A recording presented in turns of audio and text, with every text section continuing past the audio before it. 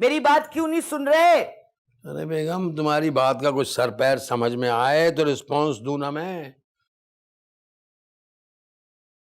अरे भाई, मैं हैदराबाद से थका हुआ आया हूँ और तुम आते ही शुरू हो गई।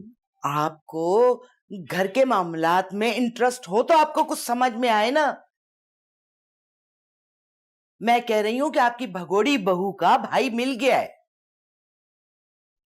अरे मतलब वो कहीं खो गया था?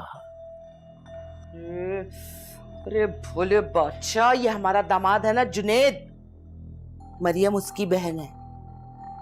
अरे ये तो बहुत अच्छी खबर है भाई।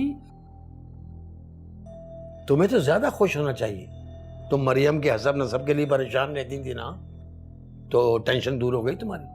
देखा उस लड़की का खानदान कितना अच्छा निकला। बिल्कुल सही बात है, बिल्कुल।